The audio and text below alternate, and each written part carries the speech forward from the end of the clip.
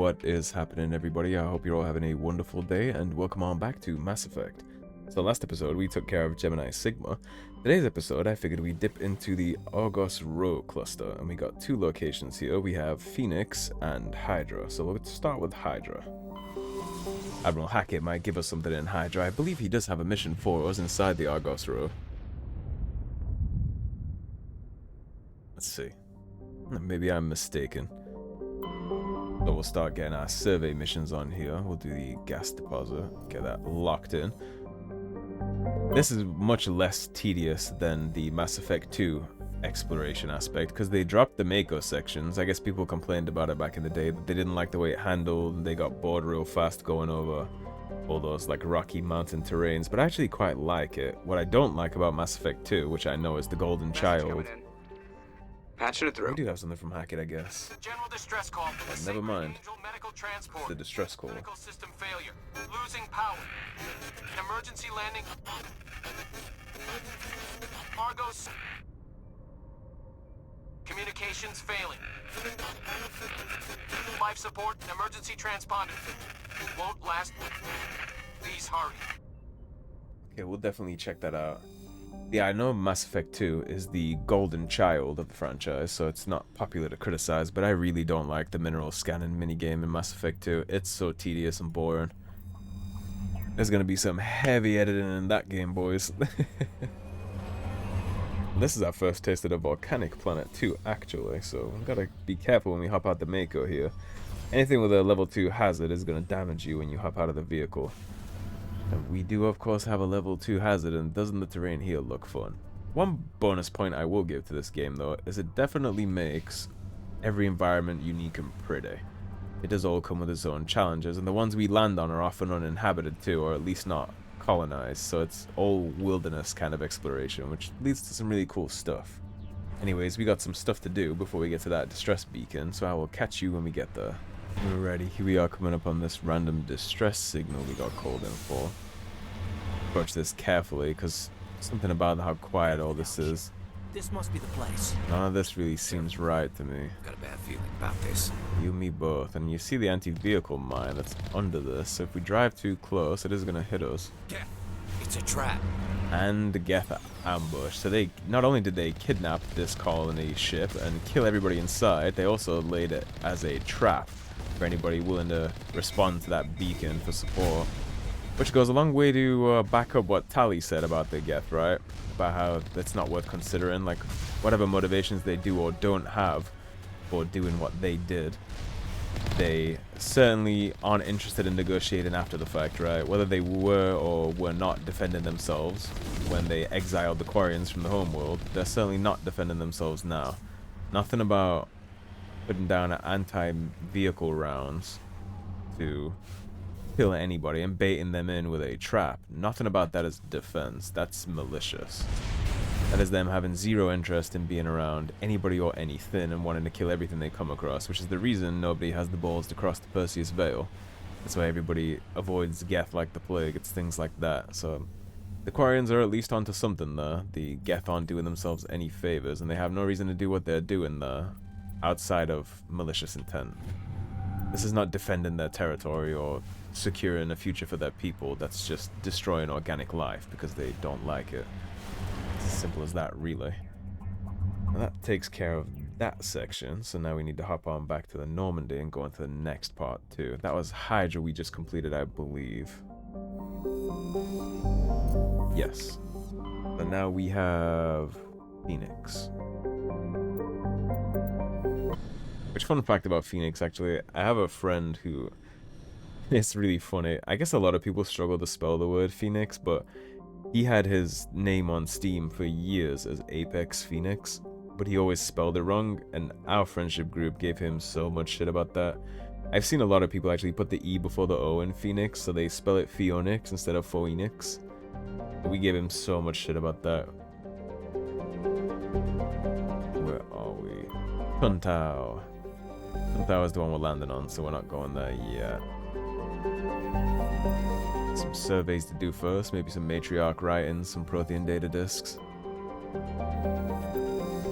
The side quest I'm talking about that they all are involved in is actually all the way in Mass Effect 3. And if you want some bonus war assets, you have to get all those Matriarch Ryans, the data discs, the Elcos Combine license. That all comes in handy right at the end. We checked every other planet here, right?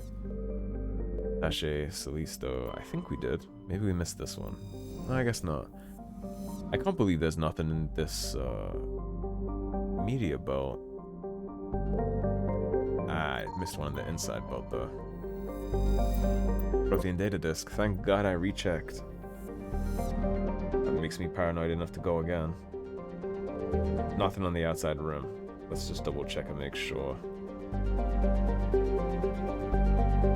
Okay, there's nothing on the outside rim. And we did definitely check all those planets. Right. So what's going on with Tuntao? Tuntao is an enormous low-density terrestrial planet with a thick atmosphere of methane and helium. Despite being nearly 20 AU from Phoenix, the star's great heat and the surface insulating thickness of the atmosphere make the surface surprisingly temperate. The crust is mainly composed of sodium and silicon dioxide with deposits of various light metals. While Tuntao is not habitable, the relative pleasantness of the surface conditions make it a popular location for small ships traveling through the Argos Rho cluster to land for drive discharge. We have day length here, and the day length here is 69 hours, so it's almost 3 days of straight sunlight here for one day. Which is an interesting thing when you consider space travel, right? How it would change the random effects. Humans really aren't built for that. Imagine having to stay up 3 days straight to get yourself a peaceful dark night's sleep. I don't think it mentioned that this one had a hazard, so we won't have to worry about that while we hop out the Mako at least. And apparently it's quite nice to drive around in this location. It's a bit of a tourist spot, which I can kind of see actually. I can see a family camping vacation out here. Anyways, I'm going to hop to it and get some of this stuff done, and I guess I'll catch you guys when we hit this hidden structure, because that's the exclamation point, so I'll see you then. Alrighty, so here we are rolling up on this hidden structure here on Tuntao, and we already see some red dots there, so we're going to run into some conflict when we arrive. Kind of a bandit outpost, maybe. Pirates. And, well, they used to be. Oh, I wonder if this is the place where we get Rex's family armor. Did I end up coming here early? Okay, let's see. Let's save before we start this clusterfuck, actually. This could be tough. If this is the place where I get Rex's family armor, this can be very tough.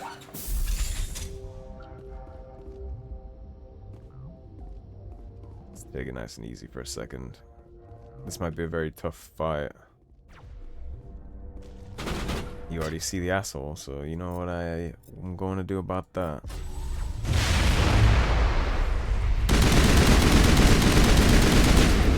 This guy just fed himself to the wolves, so go ahead and try and get him killed if we can. Oh me. Okay, then knock him back, please.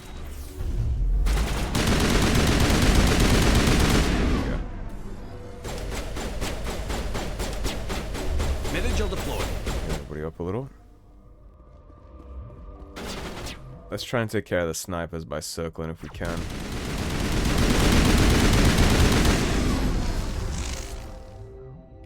You hit him with that, you hit him with that.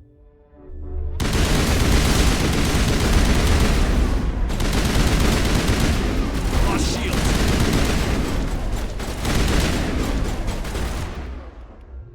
Get adrenaline burst up. Get our shields back. Down the shotgun guy. You can sabotage, you can overload. I can hopefully finish him off before he starts popping his abilities.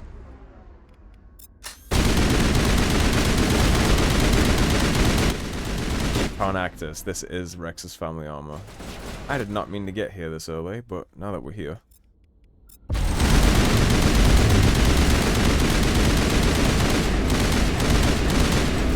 You can tell we're not supposed to be here by how chunky this one guy is. It's a random no-name pirate, too. What's up on that? Push him back. I'll pop sabotage and you get your shields.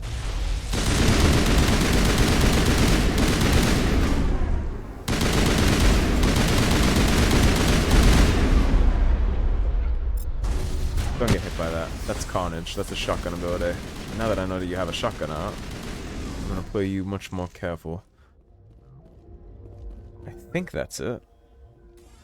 There might be a random stray sniper upstairs that's about to take my head off, but I don't think so. I think we're good. Man, I always end up coming here early, and every time I try not to, because Rex has some interesting dialogue about this place. He'll tell you about his family armor beforehand. We don't miss anything important by getting this early, but it's cooler if he tells you about it as a request when you get closer. Like absorbers. More hard decryptions.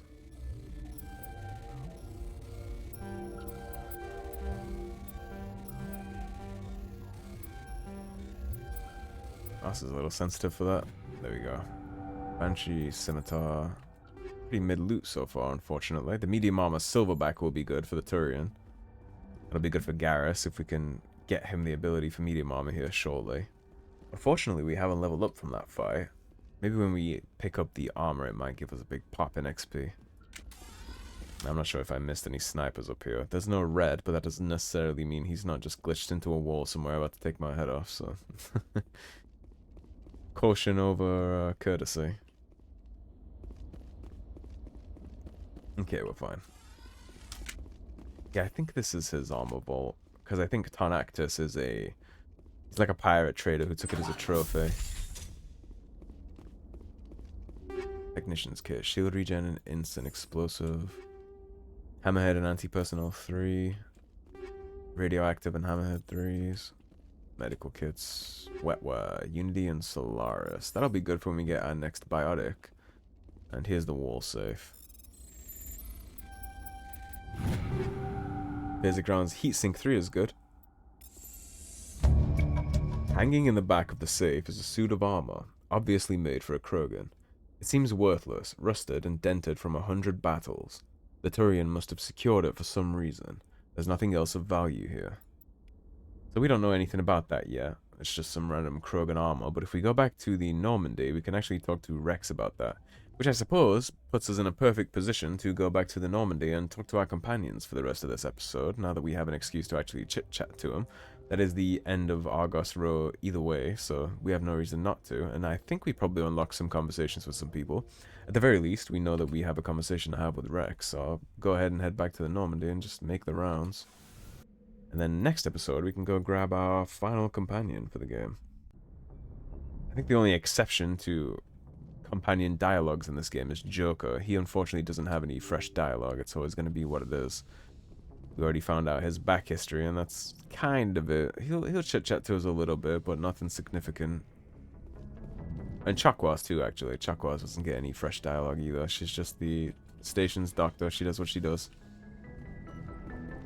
Do we have anything in our locker? We don't. That's still open for now. Caden will probably talk to us now. It's been a while too. Hopefully. Hopefully we can dig into some things about biotics with him. Anything you need, Commander? Just trying to get a sense of where the crew's at. Thoughts? I've wasted enough of your time for now, Commander. Okay, we got nothing with Caden. This will still be about the Geth, I think. I don't see how we could have done things, and we were on the scene faster. Yeah, it was. We'll talk another time. Okay, so nothing with Caden. We might have time now to talk with Ash, but we'll just go check. We definitely have something with Rex regardless. I'm not sure how long it takes for the other companions to get their new dialogues. I don't have the timing on all that memorized. We'll start with Garrus. He'll be a sign of things to come. Commander, how are you? Why did you want to be a CSEC officer in the first place? That's a good question. There were several reasons, I guess. Like? Like what? Probably the same as most officers. I wanted to fight injustice, wanted to help people. I guess my father had something to do with it too. He was CSEC, one of the best. I grew up hearing about his accomplishments or seeing his picture on the vids after a big arrest. He's taking my resignation pretty hard. Yeah, leaving the family business to go run away with a human spectre. I can see that. That's tough, but you'd think he'd be impressed you're going after Saren. My father's a CSEC man to the bone. Do things right or don't do them at all, he says. He thinks I'm being too rash, too impatient. He's worried I'll become just like Saren. He actually talked me out of becoming a Spectre when I was younger, for the same reasons. You were on board for a Spectre? You were asked to be a Spectre? Well, I was targeted as a possible Spectre candidate. Me and about 1,000 other Turian military recruits. I could have received special training, but my father didn't like it. He despises the Spectres. He hates the idea of someone having unlimited power with no accountability. He wouldn't like you, Commander. No offense. So it's worth noting here that you remember when the Council gave us that big speech, they said that Spectres are born, they're not trained or made. I guess that doesn't apply to the best military force in the galaxy with the Turians though, because they have about 1,000 recruits apparently each generation that can apply to be a Spectre, and they can take advanced training to fast track the process. So, rules for thee and not for me. They can totally train and make Spectres when they're of the Council races, but they are not so interested in doing that for others like humanity. I suppose I can understand his concern. You can. But Saren's not going to play by our rules, C-Sec's rules. If you want to nail Saren, you need to send someone who isn't restricted by policies and procedures. I actually agree with that. To a degree, but it's not universal. Not all policies and procedures will get in the way, right? Look at what happened with Captain Anderson and Saren. Anderson wasn't wrong for following procedures there and not blowing the facility. Saren is wrong for that, and look at the fallout. I'm not willing to sacrifice an entire planet colony to kill Saren, so there are still some restrictions that need to be followed. Just because you can break the rules doesn't mean you should. I don't need to stoop to Saren's level to stop him. And neither do you, Garrus. I see what you mean, but I'll think about it. Thanks, Commander. Again, he has the right line of things. We just need to temper his eagerness and his enthusiasm with a little bit of a gentle nudge in the right direction. Because we don't need him just pulling out the pistol and executing people on the side just for not, following his interrogation because he thinks that we're above board here. You know what I mean? It's easy to justify your actions when the stakes are as high as they are for our current mission. We don't need him going off the handle. Commander, you have a minute to talk. I keep an open door policy. If you have any concerns, lay them on me. All right. I know things are different aboard the Normandy, but I'm concerned about the aliens, Vakarian and Wrex. With all due respect, Commander, should they have full access to the ship? So here's where some of my defense for Ashley Williams comes in here, because a lot of people just brand her as a space racist and they automatically condemn her without paying any attention to her character at all. We're not going to do that here. Look at things from her perspective. She is Alliance military through and through. She comes from a military family. All the generations of her family, as far back as she can remember, have been military, which means they were there for the Contact War. They would have passed down stories. She'll know all about what the Turians did to humanity, and she knows all about the way that the galaxy looks at us, and she sees that in real time, right? She sees that the Council doesn't help us on Eden Prime when our colonies are at stake. She sees that they won't go into the Traverse and deal with the raiders, rapists, and slavers and all that stuff. They just let them peruse and choose and take their pick of the human colonies and who they want to raid, right? She sees all that. So of course she doesn't trust aliens. You have the Turians who bombed us into oblivion. You have the Asari and the Solarians that have meddled in countless things and treat us like second-class citizens among the Council species and among the galactic races in general. And it's totally understandable. She's military through and through. She has humanity's best interests at heart. And if you think about somebody that you want defending humanity, well, in my opinion, it would be somebody with humanity's best interests at heart. Now, she's still covering their ass. It's not like she's going to let them get shot in the back. She's still a good soldier and she's still maintaining the mission parameters. She just has personal issues. And again, we gave her permission to speak freely. She asked about this. She's not telling. She's asking. They may not serve the Alliance, Chief, but they're allies. At least as far as Saren goes. This is the most advanced ship in the Alliance Navy. I don't think we should give them free rein to poke around the vital systems. Engines, sensors, weapons. And do you not see where she's coming from here at the same time too? Because these are all competing militaries, and if they decided, whether we think they would or not, from her perspective, if they decided to report on this, they could be gathering vital information on how to raid Earth, on how to take out our star systems, right? How to take out our military fleets. It's totally understandable. It's not racism, I don't think so. She just has her head screwed on in a certain way and is looking at the situation objectively like a soldier. You don't trust the Alliance's allies? I'm not sure I'd call the Council races allies. We, humanity, have to learn to rely on ourselves. And for all the reasons I just stated, she's totally justified in having this opinion because they do treat us how they treat us, but we can temper this a little too, and she'll understand It's not actually racism, it's more like pragmatism. Standing up for ourselves doesn't mean standing alone. I don't think we should turn down allies. I just think we shouldn't bet everything on them staying allies. Which is a As smart noble as the mindset, council members really. say now, if their backs are against the wall, they'll abandon us.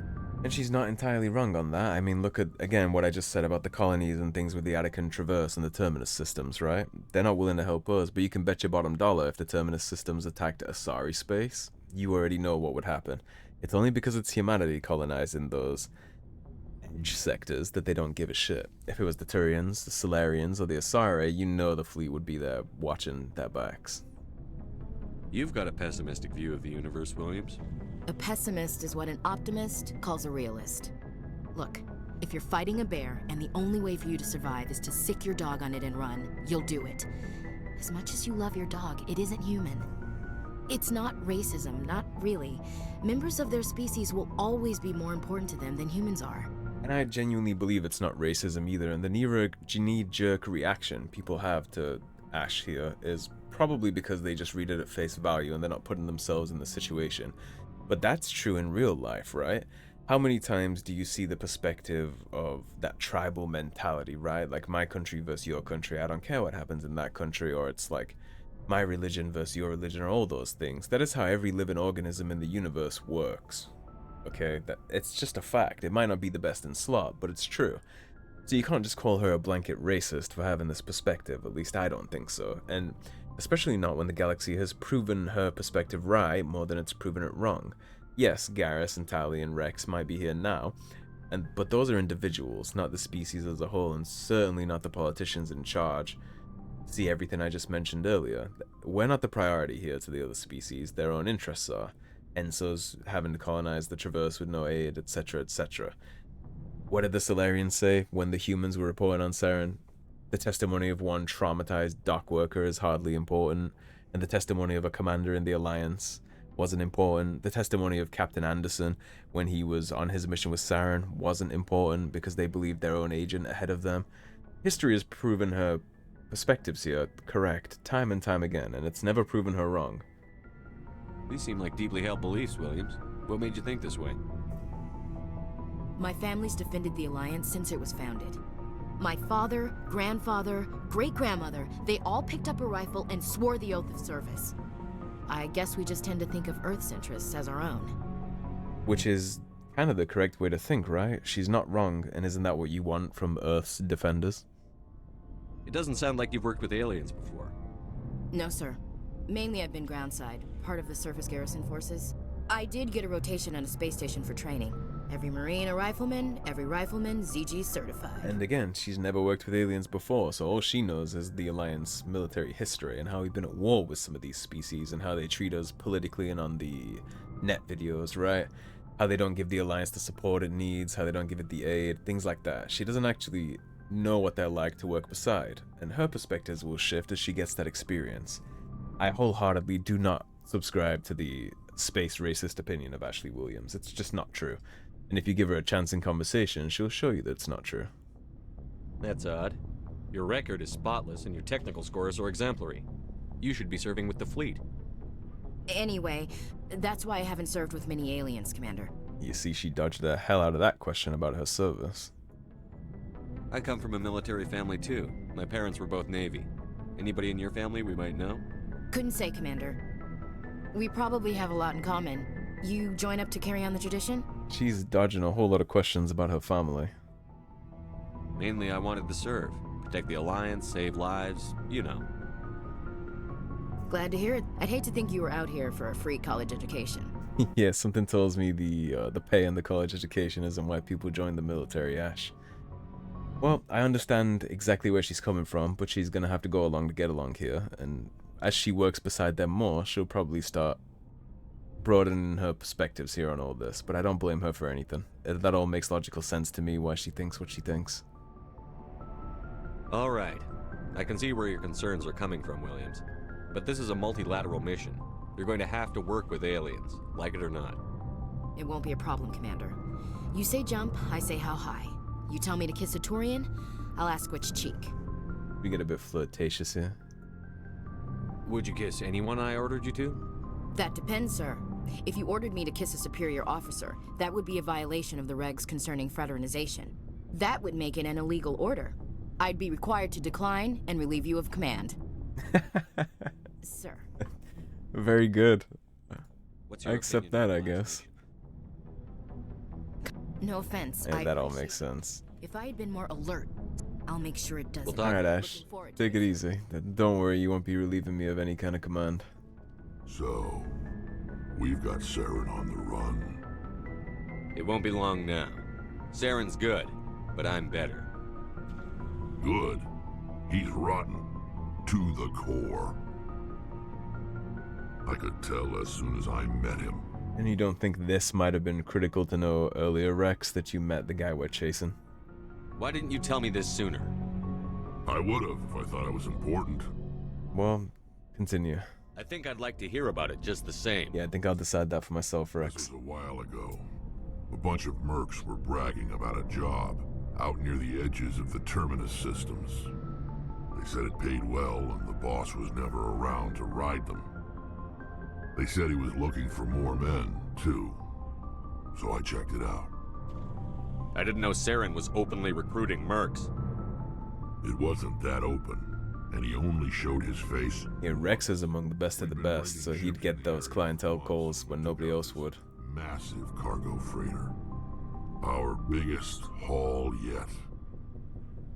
I was on board checking bodies for valuables, looking for some extra credits. That's when I saw him. So a long time ago, Saren was paying mercenaries to raid cargo ships for him, huh? I wonder what he was looking for that he was paying for the slaughter and raiding of countless cargo ships. What did Saren want with the ship? I don't know what he wanted. He was just moving through the ship, watching. A couple of the mercs called him by name, but he never spoke to them. Never spoke to anyone. I had a really bad feeling about him, so I got the hell out. Didn't even wait to get paid. Finger on the pulse, smart man. What kind of cargo was the freighter carrying? What was Saren after? I don't know. All I saw on that ship was food and medical supplies. There were some basic weapons, but nothing big. If there was anything of value on that ship, I didn't see it.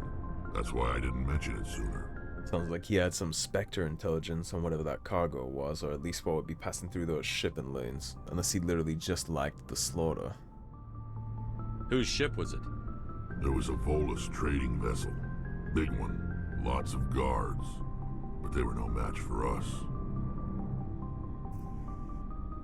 That's the only time you saw him? Yeah. Didn't even know who he was. Still wouldn't if I hadn't joined up with you. But my instincts were right. Every other merc on that mission turned up dead within a week. Every damn one. As much as Rex is a badass, I think back then Saren would have been probably able to tune him up. So he didn't even pay those mercs. Whatever they found on those trading vessels after Rex jumped ship, they obviously didn't make it to payment. He just killed their ass. What can you tell me about the genophage? Ask the all I know. Okay, so we already Every did crow. this. We'll go through that at a later date. We do have some armor to turn in for you, though. Shepard. I found this armor. Does it belong to you? Let me see. Damn. This is it. Hard to believe my ancestors wore this piece of crap. But at least it's back where it belongs. So it's not a treasured artifact then. I might be starting to like you after all. Well, let's dig into that a little bit. Oh, I guess we can't. Interesting. I would have liked to have asked you about your family, actually. Just because I like you doesn't mean I wouldn't kill you. Ah, the affection of a Krogan. Shepard? And we can't ask him about his Rex. family yet, but we eventually will be able to ask him about his dad and where that armor comes from. We just got it a little early, that's all. We'll probably be able to ask him after the first main mission we do. Let's see how Tali's getting on. Oh, hello, Shepard. Well, you sound significantly less excited to be here than last time. Are you okay? I don't know. Your ship is amazing, and your crew's been really great to me. Especially your chief engineer.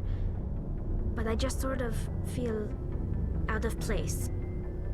The Normandy runs so smooth it feels like we're not even moving, and the engines are so quiet. How do you sleep at night? Honestly, a lot of people would have a bit of a knee-jerk reaction to her saying it's too quiet to sleep, but I totally understand. I cannot sleep in silence. I can sleep in darkness fine enough, but silence, no way. My brain moves at 2,000 miles an hour. I need something in the background to keep my brain just quietly ticking over. Like, I'll usually watch Let's Plays or listen to podcasts, something like that, on the side while I try and sleep. Otherwise, I'm just cooked. I'll never get to sleep.